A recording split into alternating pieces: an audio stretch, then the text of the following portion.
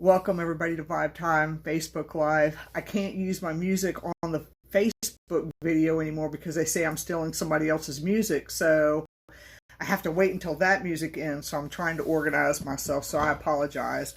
I'm bringing Denny back on the air with me. This is going to be kind of part two to talk about Williamsburg and other things that he's experienced. Because last time with part one, we kind of we could have probably talked for a couple more hours on that subject with Williamsburg. So I'm going to bring him back. I'm going to bring him on in just a second, but I do want to mention that y'all do not forget, if you haven't purchased any tickets yet, that this weekend, if you go to the Cabin on 360's Facebook page, Holly Mullins is coming to do a course in investigation there, but she's also coming to do a seance at the Cabin on 360, and y'all have no idea. I mean, I had never went to a seance before. I never attended anything like that, and you think that they're really creepy because, you know, we watch too much TV, and TV always dramatizes everything,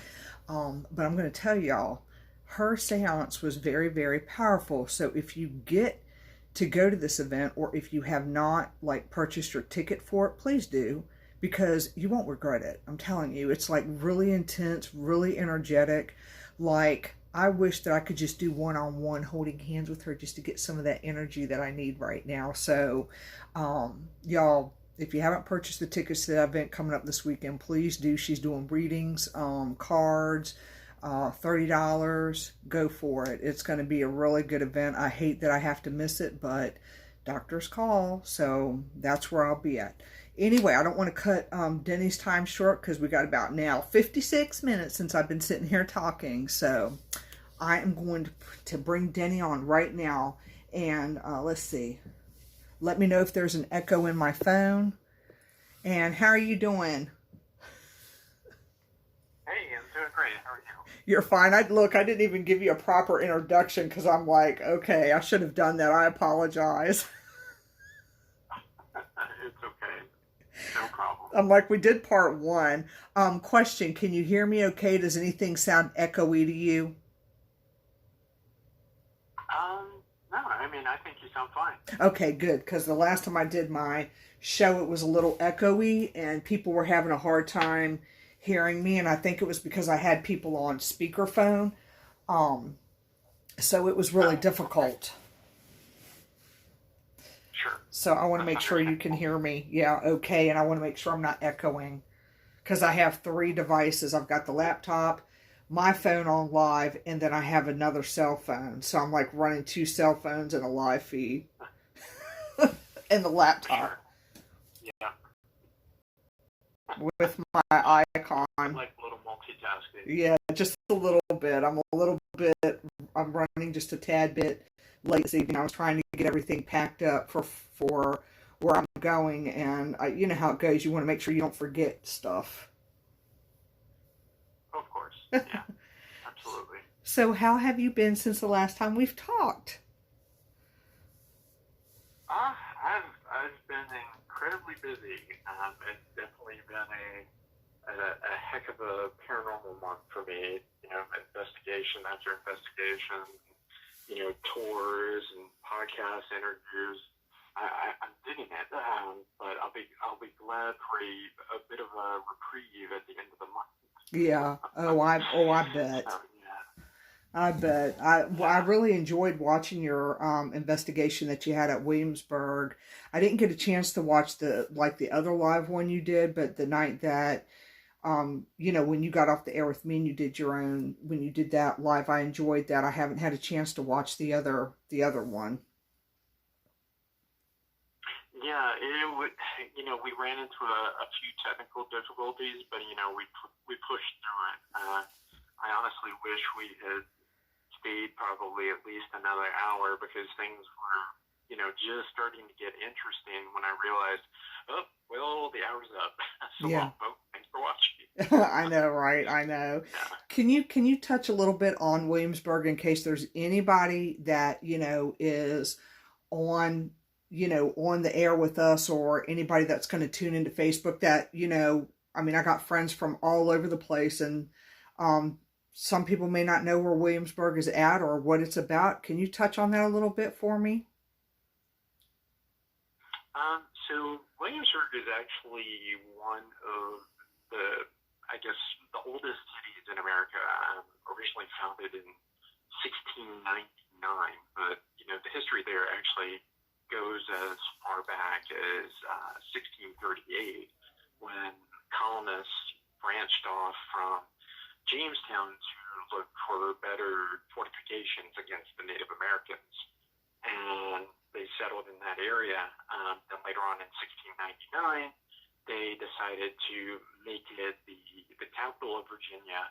And, they wanted to give it a new name, a new look. They brought in Francis Nicholson, who, essentially designed the streets, and implemented a lot of what you see there today. Now, colonial Williamsburg, where I do tours and I do a lot of, paranormal investigations of my own, that is the outdoor living history museum. It's actually the largest one in the United States. So a lot of people don't actually know that.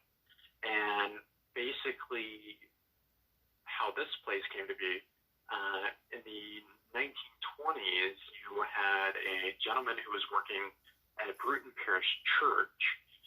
His name was, Reverend Dr. W.A.R. Goodwin, say that 3 times fast, who took this, idea people were pushing around at the time and said, hey, what if we take the city of Williamsburg and recreate it to make it look the way it did during the 18th century when it was the capital of the colony of Virginia.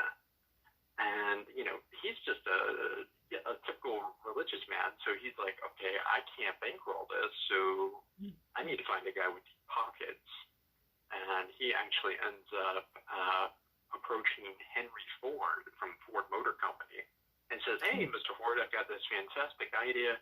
Would you be willing to drop some money on the venture? And, Ford takes a couple of weeks and politely declines the offer.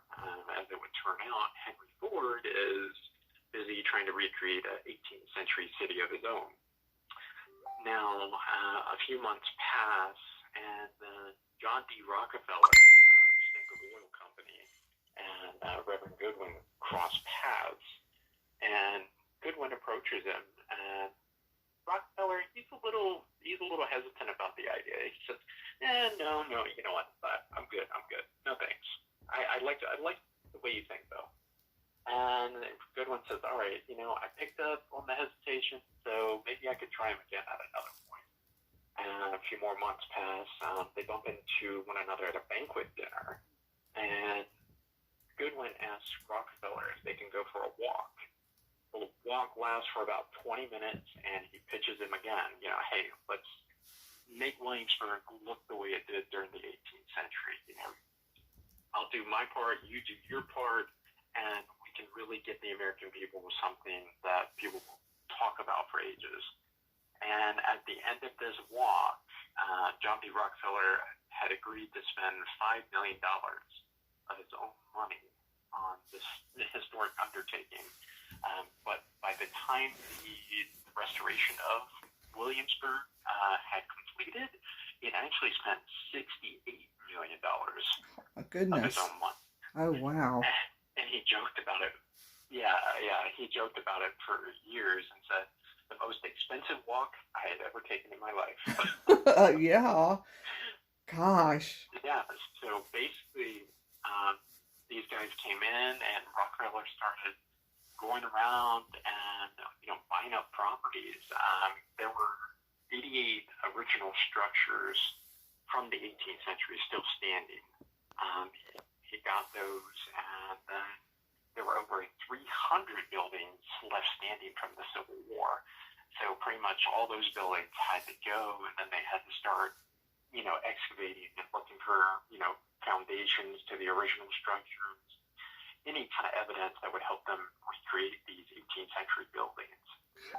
And all the while, there were actually people still living here in this area because, it was a residential area. So Rockefeller was basically having to go and knock on doors and say, "Hi, I'm John D. Rockefeller. How much would you like for your house?" And, some people fought him.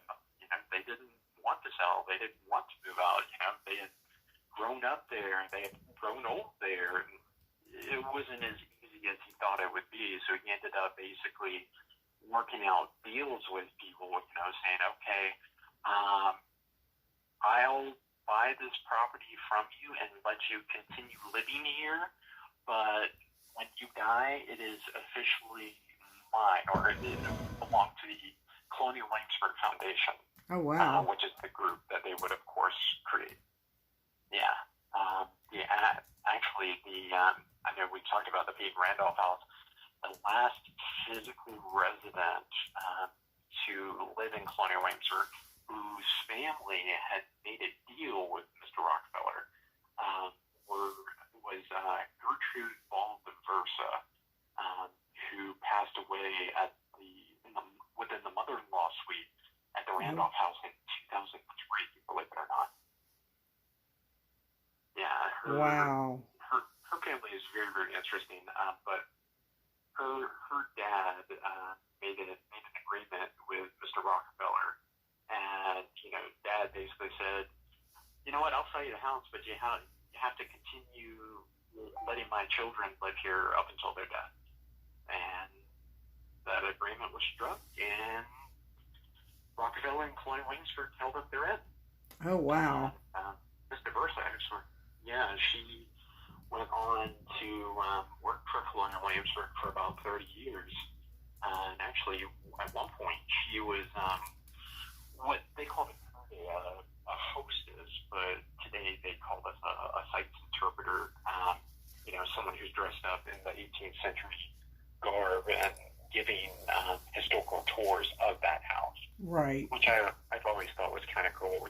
What better person to give a tour of that house than the very woman who lived there from the 1930s on up. I mean, that's great. You don't get much better than that. That's true. That is very true. And that house, I like that house. Like I told you last time, I went in there and just about every single picture I took blurred. Every one of them. Just about. Yeah. It's like I tell people on tours all the time. This place has an energy to it, and it'll let you know if it doesn't want you photographing things. Yeah, that is true, and it sure did. People laugh at me. No, but you're right. I mean, I'm sorry. I was saying you're absolutely right. Yeah. Mm-hmm. I get people who kind of scoff and laugh about it. When I say, "Hey, the house will let you know," and that they come up to me like, "Oh, wow, you were right after all." And I'm like, "Yeah, I've been doing this long enough. I know this house like the back of my own hand. I've been inside. I've walked around on the property. I've stood on the back steps. I know what's here." Yeah, I think. I know what's here better than most. Yeah, oh God, of course, because you're there all the time. I know one time when I went out there, because I've been out there quite a few times. I mean, it was just like a place that I really enjoyed going to just sit, under that big tree and relax. A lot of times I go there really to clear my mind. And I had done a couple of lives also out there. And I know that I was sitting on the bench that's in the back of the Randolph house, and I was doing pretty good. I was just clearing my mind, but I knew that there were presences there. You can feel them, particularly when you're sitting there kind of clearing your mind. Yeah. Yeah. Yeah, exactly. It's interesting with talking about Mr. Versa. She actually, before she died, gave the Colonial Williamsburg Foundation a lot of ghost stories. Personal experiences from her family members and like family friends that would come to visit and stay with them over the years. And she had some pretty wild stories, I must say. I mean, I'm trying to think of one of the last experiences I remember she had in that house. She said it was her and another hostess. They just closed things up for the night. All the guests had gone, and they locked up. And she asked the girl she was working with, "Hey, go into the side hallway and get our cloaks, would you? I need to go lock up the back door." The girl said, "Okay." And went to the back of the house, and when she got to the door, she instead opened it up rather than locking it. And she looked out in the courtyard, and she was like, "Okay," closed the door, locked it, and no sooner she slid the thumb bolt into place on that door, she heard the other girl scream bloody murder from somewhere within the house. So she took off running, got over into the side hallway where she found her by the door, crying her eyes out, shaking all over. She said, "What's wrong? What happened?" She said, "I came to grab our cloaks, and as I walked by the upstairs landing, I saw these two little blonde girls running and playing together, and next thing I know, they disappeared." And Mr. Versa looked at her, and she, kind of awkwardly, she didn't really say anything. And then finally she spoke, and she said, "Dear, this house has been here for a few hundred years. You mean to tell me you didn't think it was haunted?" Oh, gosh. Oh, my gosh. That is wild. I can only imagine I can only imagine how that poor girl must have felt in that situation. I know. Yeah, I just laughed. But you gotta love it. Yeah, that is weird. I mean, it's funny, and it's just funny that it's, it's like, how could you not know that? Exactly. Yeah, I mean, I think that's one thing that kind of gets embedded into interpreters' heads, when they come to work there. It's like, okay, if at any point you're going to this house, we should probably tell you things might happen. Right. Don't worry about it. Right. But I mean, there are those who will absolutely downright refuse to go inside that house or even go anywhere near it. I mean, I know tour guides who have been, touring the streets there for years, who will stand on, across the street in the grass and put their back to the house because they don't want to get close enough to it where anything might latch on to them, heaven forbid. Yeah. And I don't think that, being there as many times as I've been there, and I could be wrong, I just don't see anything latching on to you from there, because I just think that they are content where they're at, if that makes sense. Am I not making sense on that? Yeah. No. You very much are making sense. I can honestly say that I've never, at least not that I've been consciously aware of, had anything latch on per se, but I've definitely had them follow. Right. And it was more of just like I know what you're doing, and I'm just going to follow along and listen. And because I can recall several instances where, I've been with a particular tour group, and we talked to one spirit in particular, who would give us his name, which was Richard, through the spirit box. Mm-hmm. And then we, take another hour on the street to get back to our end location, do another spirit box session, and come to her again. And we're like, okay, wait, you followed us from the Randolph house. Why don't you go back? Right. You came home, and I don't think it was a matter of wanting to hitch a ride out of town per se. It was just more of a curiosity, kind of deal. Like, well, if you're telling stories about all of us, why don't I tag along and make sure you're telling them correctly? Right. I wonder what would happen, theory-wise, if you like tested it with people, in your group and gave incorrect information if you felt a presence with you. I wonder if it would like tap you or let you know that it was wrong. Well, so it's funny that you bring that up because I actually I did that one night where I took a story and I kind of twisted the details a little bit. I did it with a spirit box when it was at a low volume, and all of a sudden a male yelled through, "Liar!" And everyone looked, and I looked at the spirit box. And I was like, "Did you guys hear that?" They're like, "Yeah, somebody called you a liar." And I said, "Why am I a liar?" He said, "Wrong detail." And I said, "Oh, well, if you care to tell the story, we're listening." That is wild. And sure enough, yeah, I mean, he started shouting things through the spirit box at us, and we just freaked out. Okay. Mm-hmm. Yeah, he was an interesting character. He so stayed upstairs on the second floor, what we believe is the open panel bedroom at the Peyton Randolph house, which, anything about the house, there's a lot of stories that come out of there. Yeah, quite a bit. I believe it's the spirit of a man who was part of the Peachy family that was living there in the mid-1800s, who I'm still digging through historical records trying to figure out what his first name was, but the family listed that he was an uncle, and he was mentally disturbed.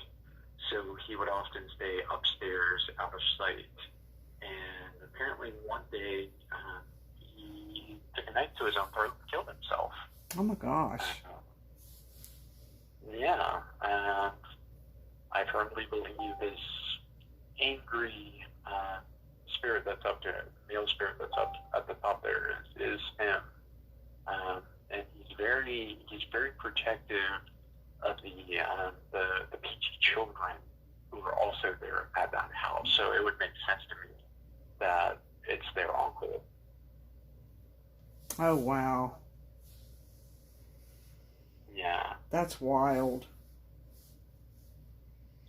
Yeah, we actually did a Estes method session there last week, and we weren't really getting a lot of activity. So I was like, let's try the Estes method and see if we can kind of lure them out. And I mean, we were asking question after question. I mean, we were getting nothing. So I know they respond as well whenever I bring up the fire of 1839 that broke out in that house.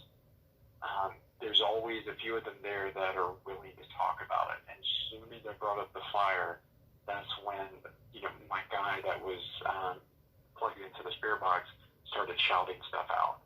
And I said, are there any Peachy children here with me right now that remember the fire from 1839? He said, yes. And I said, what can you tell me about that fire? Big. Oh yeah, anything else? Hot. Very hot. Wow. And we had a whole dialogue opened up about this fire. Apparently there was a wedding at the house that day. There were a lot of people there. The fire, there were some children in the house when the fire broke out, and a few of them got trapped in one of the rooms and died in that fire. Wow. I've actually read the historical records. We do know that at least two of the Peachy children died. Mary and Sally. Mary was 8 years old and Sally was 2. Mary, she's adorable. I mean, she'll come out, on tours and investigations, and she'll talk to you through Spirit Box, and she'll, react very well with, doing flashlight sessions and things like that.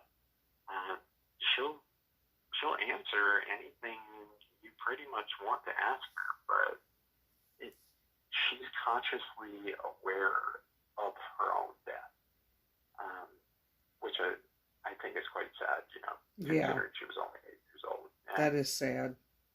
She has a very big attachment to the house, and she doesn't want to move on. I mean, she's content, and she's told me that a small handful of times now. Yeah, I mean, there's some people that they don't want to cross over. I know in my old neighborhood, a person had passed away, and they you can't cross them over. They don't want to go. They want to stay right where they're at. She knows what happened to her, but she just does not. That was her house, and she will not cross over, and she stays at the foot of the steps, and her energy is so strong that when I try to go near that particular spot where her house was at, I can't. It's like I don't know, the energy is so strong she will not let me pass a certain point. That's how strong the energy is. Yeah, I believe it. Yeah. And sometimes that's just how it is. Yeah. Unfortunately. Yeah. Yeah. So I can't, when I get back from all this, from where I'm going, I'm looking forward. I'll schedule it with you, just to come out and, investigate with you. Every time I go to get a ticket for something, everything is freaking sold out. I'm just like, damn it. Yeah. I mean, I'm serious that when I went there last time, it was sold out. And I'm like, are you freaking kidding me? My girlfriend Marjorie and I went, sold out. And I'm like, are you kidding? So, you're just so popular out there. We can't get out there to investigate with a group of people because you're sold out. Right. Yeah. Tickets, can sell like hotcakes. I always tell people, it's like, why, put off till tomorrow what you can do today? Because, if you wait till tomorrow, those tickets could be gone. Yeah. And especially like with the tour that I do, we keep the numbers at 15, no more than 15 people. Right. Because, it's a ghost hunting tour, and people are paying, for an experience. Right. Which, I wish people wouldn't come in expecting things to happen. But that's just the way the cookie crumbles. Yeah, and that's true. I mean, I think that's with a lot of investigations, and I think I blame part of that on TV. I blame a good portion of it on TV because they don't. That's what Savannah and I was talking about the other day. From Underground Paranormal, that's stuff that she's working on for her classes right now because she has to do a presentation, but they don't see the behind the scenes of what we do. They don't see the EVPs, the 3 and 4 and 5 hours worth of recordings that we have to listen to get that evidence, or the countless hours. I'll give an example. When we were investigating the other day, a friend of mine, and not too much, the first time we investigated around our town, because I finally got permission to be allowed to do that after I can't tell you how many years, they finally said yes, because the town of Urbana has its own little ordinances. Like, you can't just walk out there with paranormal equipment. They don't want that. So last week when Marjorie and I went out there to do some investigating, the first night we went, it was very active in one spot. The second time we went, it wasn't active. But when we moved to a different location within the town, it was active. It was active right away. But the first location, you just sat. And, TV shows it happening all the time, just like that, and it's not. Yeah,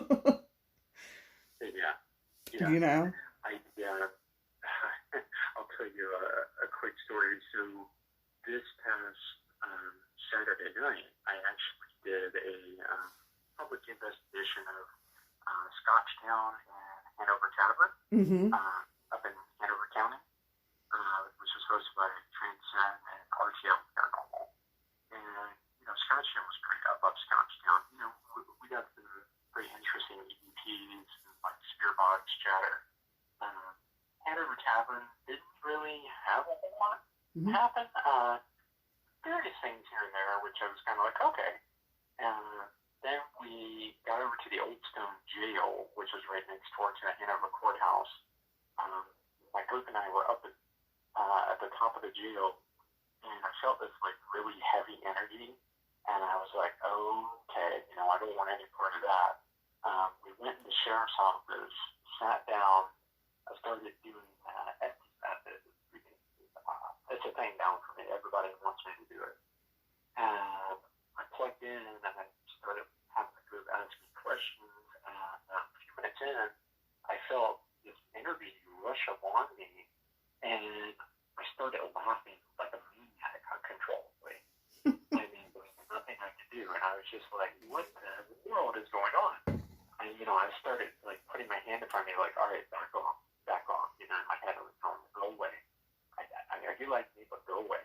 And we finished out the session, and one of the investigators from Transcend Paranormal was like, why the hell were you laughing like a maniac? I said, I assure you, it's not anything I heard. I felt, somebody come up on me, and their energy started forcing me to laugh. She said, you sounded like a psychopath. And I was like, I felt like one. And I kid you not, it was like a split second later, I felt that same thing. Somebody rushed up on me, and I doubled over and like forced up this like deep guttural kind of psychotic laugh, and I couldn't stop. And I had no control over it. I couldn't talk. I couldn't do anything. And they all started. They're like, all right, who's doing that? You believe him alone. Back off. And one of the guys said, you don't want us here, do you? I like involuntarily started nodding my head yes, and then out of my mouth came yes. Oh wow! I grabbed the whole of the situation. I was like, guys, I went outside to get some air. I don't know who this is or what they want, but they're not taking control of me. And they're like, yeah, right. I said, stay here or leave me alone.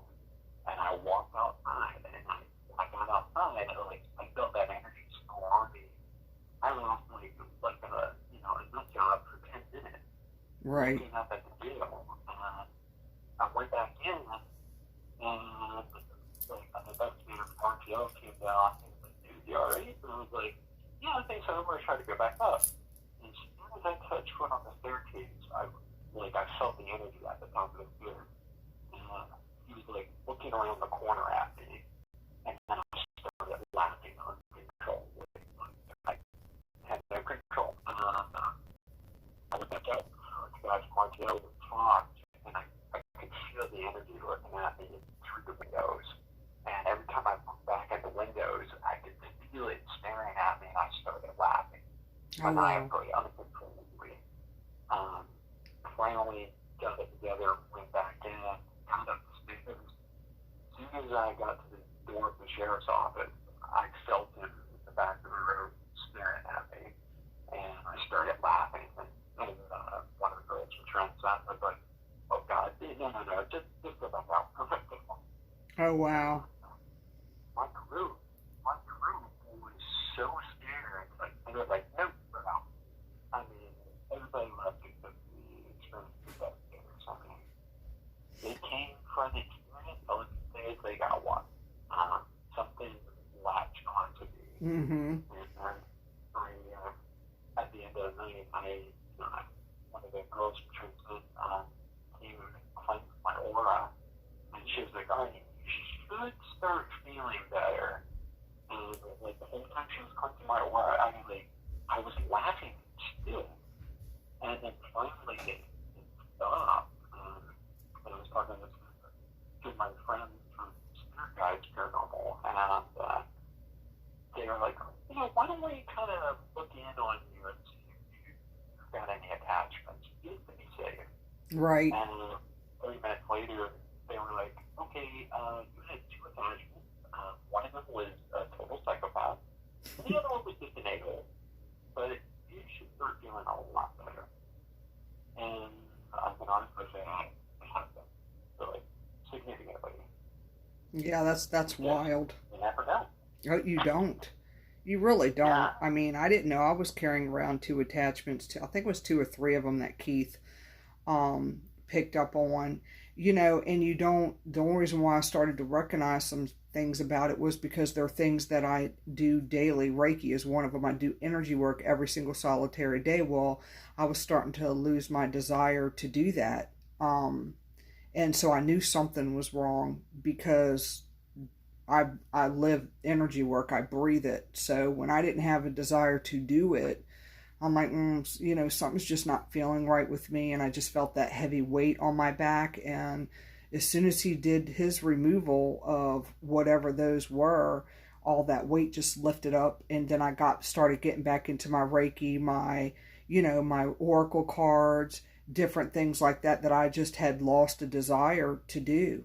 And I don't know where I picked those up at. I mean, I go to, you can cleanse all you want to. You can say your prayers, surround yourself in white light. You can do all that stuff that, if it's strong enough, it's going to attach itself onto you. And sometimes you are able to pick stuff up like that. And sometimes you're not. So now I have him and Teresa Sayers, she's off a Crossroads. I kind of have them looking, on my aura, because I see myself every day, just like you see yourself every day. So I need somebody else to look over me and say, okay, let's remove this, Yeah. to no fault of my own.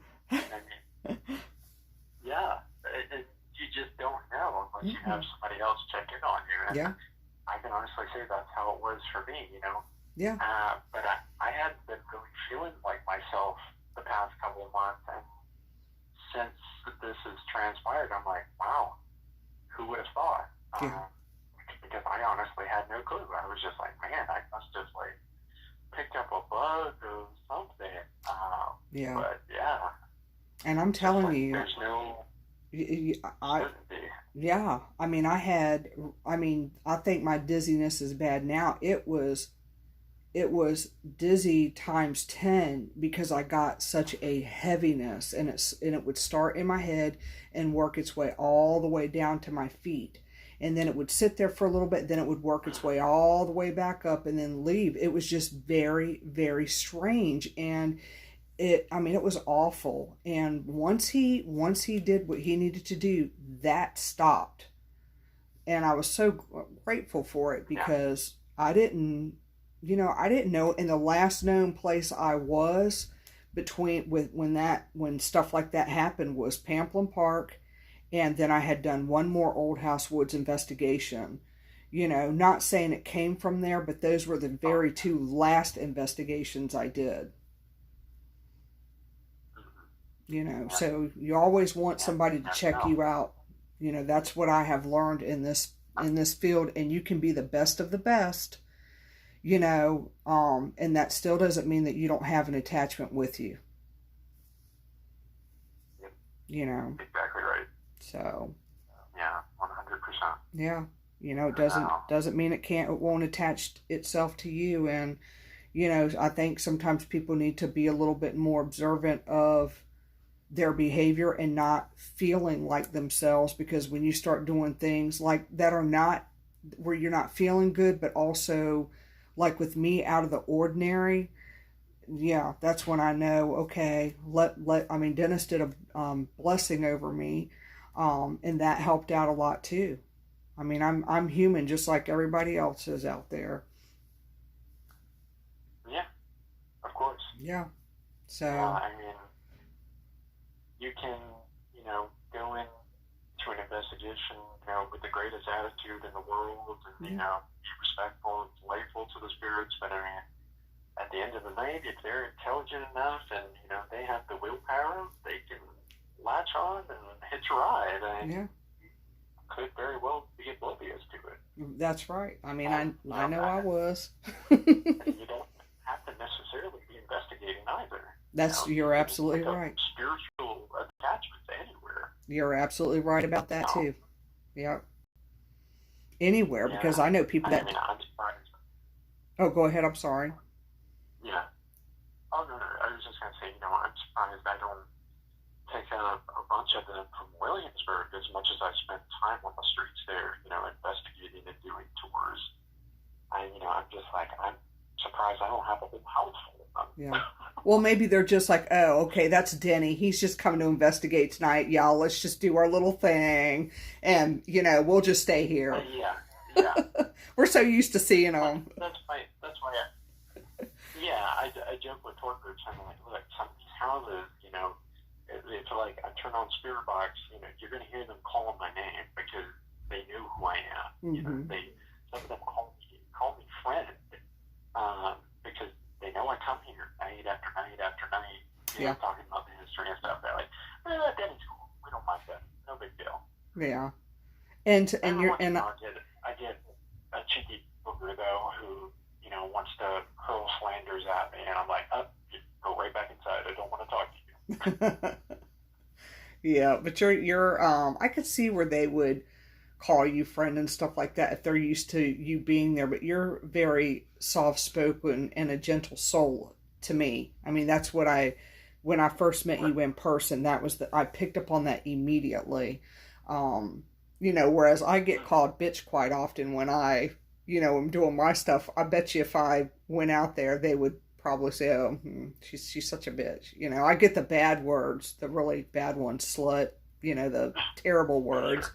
I mean, the cussers, even, going out last week in town, the amount of FUs, and I'm just like, oh my gosh, really? So, I mean, the only one that's really nice to me is the one at Old House Woods that calls me Blondie, and that's about it. I'm just not loved. Yeah, I agree. Right. So, I've been coming across an interesting character recently at the public jail in Williamsburg, whom I'm starting to think is a protector of sorts. I had a lady on a tour one night who said she caught a glimpse of him. She said, tall, dark-skinned man covered in scars. Oh. And I thought, interesting. Sounds kind of ominous, but whenever we're investigating there, he always seems to come out and communicate with us. And I've noticed within the past couple of weeks, he's been kind of commandeering spirit box sessions and EVP sessions, and he's speaking on behalf of other spirits that are there. Oh.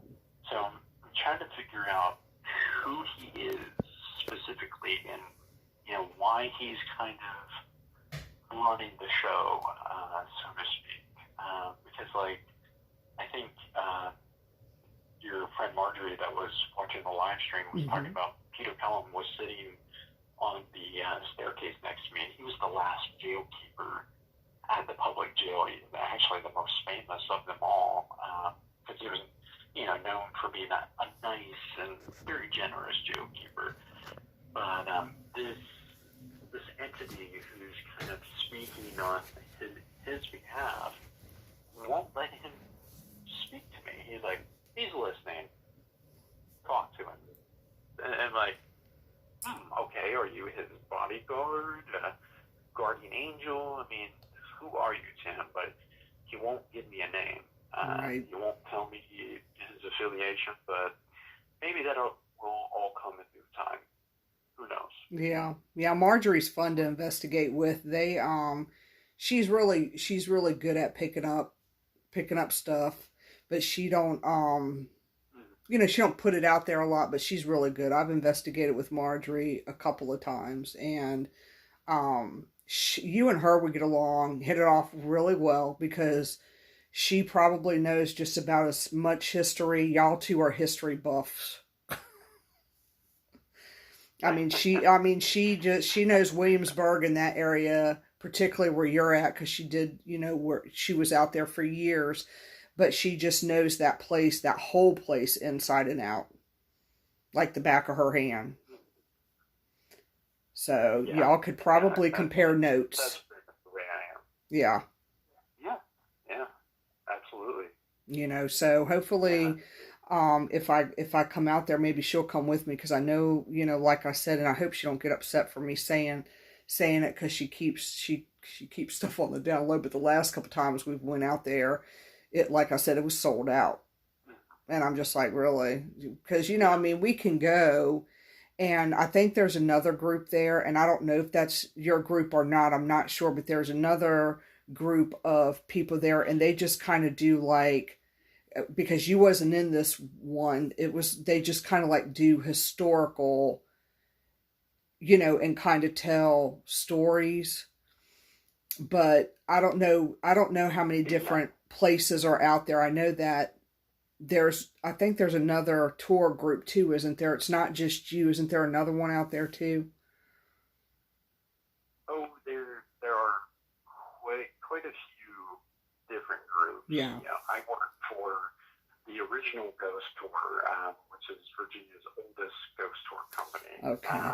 Then you've got U.S. Ghost Adventures.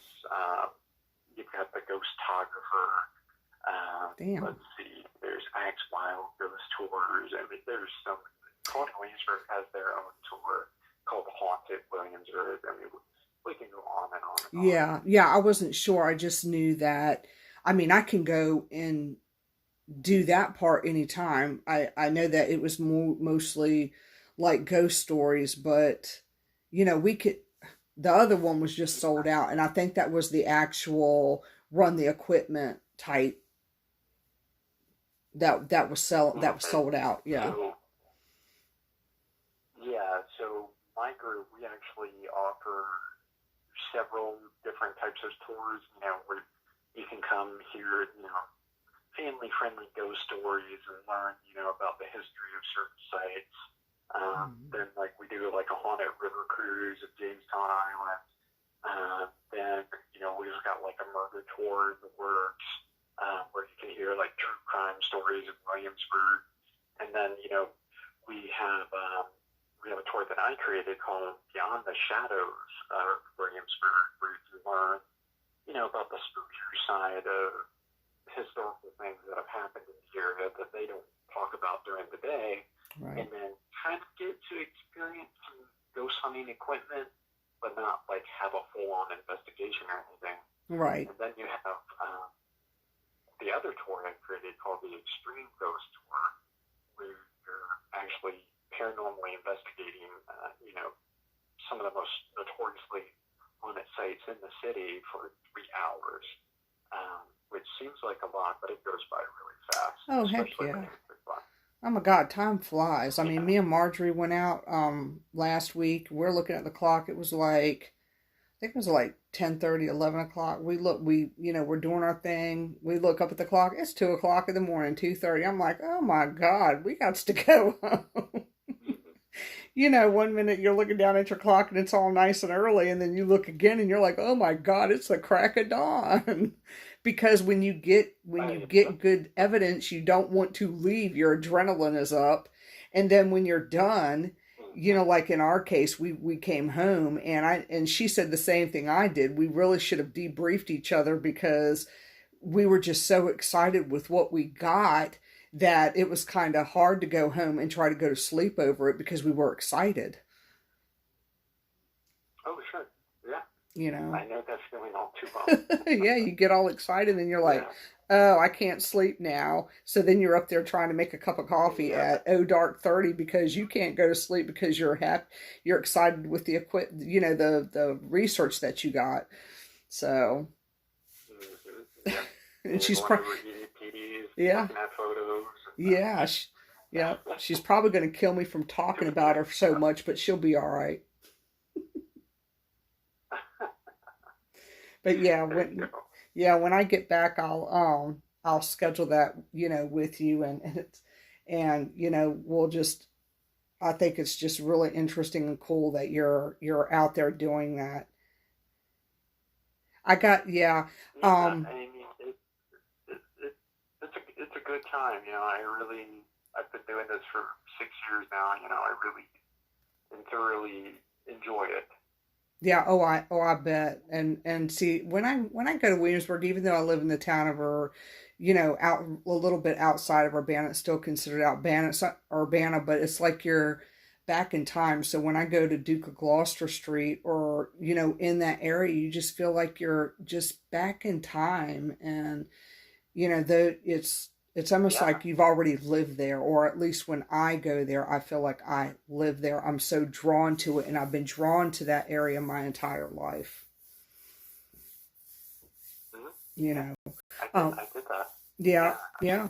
So when we get done with the show, we got about 7 minutes, so we're good on timing. But Ashley McGowan, if you don't mind, if you're able to post your link, like in the comments. Maybe if it's able to Mhm. post in there, she's interested in the extreme tour. Oh yeah, sure. Yeah. I can post that. We do that every Friday and Saturday night from 9:30 p.m. to 12:30 p.m. Got that, I Ash. can definitely post the link. Tickets are $23. Got that, Ash. Well $23. worth it. Friday, Saturday. Yep. Yeah, and they sell out fast. But yeah, post the link. Because they do sell out fast. I mean, they do. That's the one Marjorie and I wanted to go on, if I remember correctly, and it was sold out. And we were like, damn it. Yeah, I mean, it sells out like hotcakes. But it depends on what time of the year and how many people are in town and all that kind of stuff. So Yeah, well, it was a yeah, nice night that we went. worth it, though. Yeah, it was a really nice evening. Oh yeah. We didn't even want to go home. I think we stayed out there until 1:30. Even though we finished the little one tour, we just stayed out there. We just had no, it was one of those nights where when you have a breezy night and it's a summer night, but it's nice and breezy and you just want to stay outside, and that's the night that we went. So we had a good time though. Oh sure. Yeah. Yeah. Hey, as long as you have a good time, that's all that matters. Yeah. So, but yeah. I was just thinking of. Do you recall that picture I showed you that I when we were at Old House Woods? The the spirit dog at Ruth Church. Yes. So I don't know if I told you the whole story behind that, but I did some digging, and because I was standing out front of that cemetery after I finished the tour one night. I felt like I was being watched. So I just turned around with my cell phone real quick, and I snapped 3 photos of the cemetery gate. And I went back and looked, and in the very first photo, there was that dog peeking at me through the gate. And I went, wow, I mean, there's no denying it. And I could even tell the dog breed, which was an American Eskimo. My girlfriend and I used to have one. Unfortunately, she passed away, but I took that and I said, all right, went to a buddy of mine, he and I were talking about it. He said, well, Reverend Goodwin, when he was rector of the church, he actually had an American Eskimo. I said, shut the front door. And he sent me a picture of Goodwin and the dog together, and I said, that's the dog I saw that night. Apparently, Goodwin and the dog are buried under the floors of the church. Oh my goodness. Which I went, well, there you go, makes sense. So he and the dog are taking late night walks together. Oh my gosh. But I've actually, I've been talking with the spirits there, and one night I actually got the dog, whose name is Alaska, on Spirit Box barking. And the spirits were like, he's right at the gate. And I was like, oh my gosh. Oh, And wow. I'm at the gate. And I was like, okay, I'm at it. And I said, okay. And I stuck my hand in the gate, and like my hand went ice cold. And I felt what I can only describe as a dog trying to interact with my hand. And I just said, that's absolutely amazing. I just love the idea that Reverend Goodwin and his dog are, out there taking late night walks together just like old times. Oh, that is so cool. It's sweet. It's Yeah, sweet. yeah. I can appreciate that. Yeah. Oh, that's really cool. And that's good that you got that type of evidence too. To back up everything that you're saying. That's awesome. Yeah, and I mean, Goodwin was such an interesting guy. He always talked about ghosts in his sermons, and whenever he talked to people. And I remember a reporter came down from the Baltimore Sun shortly before his death to visit Williamsburg and interview him. And he was like, do you really believe in all this ghost stuff? And, Goodwin kind of laughed and he said, Mister, I wouldn't give a hoot for anybody who doesn't believe in ghosts. That is so funny. This is a guy I could have easily gotten along with. Yeah, that is so cool. That it's funny how people did stuff in their lifetime, and it's almost like they still do the same things even in the afterlife. That's wild. Mm-hmm. Oh yeah. I mean, why not? What else do you have to do? Yeah. I mean, I've walked into a couple of places where they're still doing their job. There's one particular place we have where a person was shot up not too far from here, and they were doing their job when they got shot, but they're still in that particular area or in that particular place doing their job as if they're still on their job. It's wild. Oh, yeah. And they don't have a problem showing themselves to you.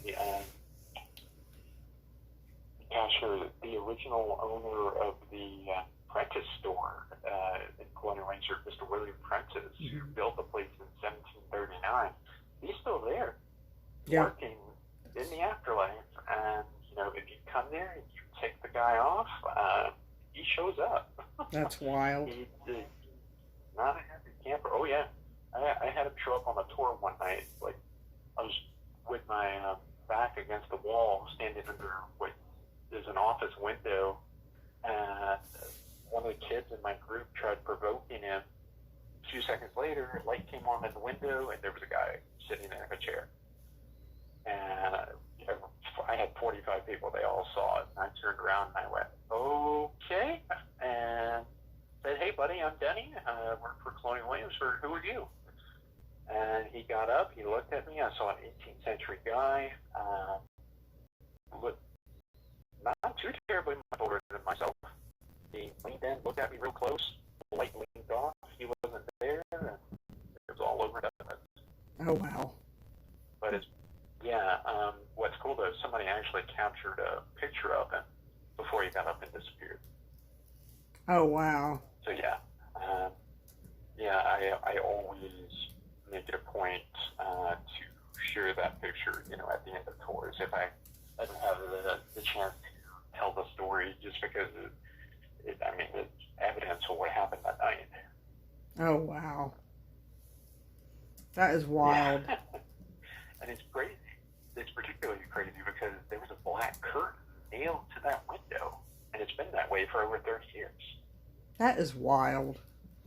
Yeah, I look forward to going, like I said, when I get back, coming out with you. Yeah, that'll be cool. I think we'll have a good time. Yeah, I think we will. We'll see what we can, accomplish or see what comes up, But I have to go off the air because I've got Ryan's show that's getting ready to start. Yep. It's almost like you could do like certain parts. We're going to have to do another part at some point here. I will. Here. I will. I will let you know. And I do appreciate you taking your time out to come on my show. Oh, it's my pleasure. Yes. Anytime. Really. Yes, and I will contact you when I get back in the area. Okay. All right. Sounds good. Well, just let me know. I will, and thank you. You are very welcome. Take care. All right, you too. Good night.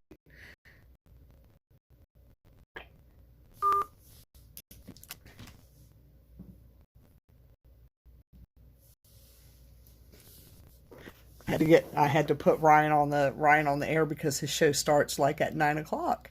So just to let y'all know, there won't be any vibe time next week because I'll probably need a little bit of downtime. So it'll be the following week, and I'll be having Teresa Sayers on my show. Let me look at dates here so I can tell y'all. You're welcome, Ashley. Let me see. Gosh, I cannot believe we're moving into August already. So August 10th is going to be Teresa, and she is a psychic medium. She does readings. She does cards. She has a show with Jody Nettles, which is Crossroads. I think that's Thursday nights. So I'll be bringing Teresa on. And then I'll be bringing Jody on my show too. And then I'll be bringing them both on my show because we just have a blast. So, I look forward to that, to being able to see her. So, y'all, thank you for tuning in. I really appreciate it. Marjorie, if you're still on, yeah, I talked about you. Don't get mad. You'll be all right. I didn't say anything bad, I promise. So anyway, that was Denny O'Rourke. He has his Facebook page. He does tours in Williamsburg, ghost tours. And I'm not trying to get off subject, so I was trying to look up all his stuff, but I got so much stuff going on here.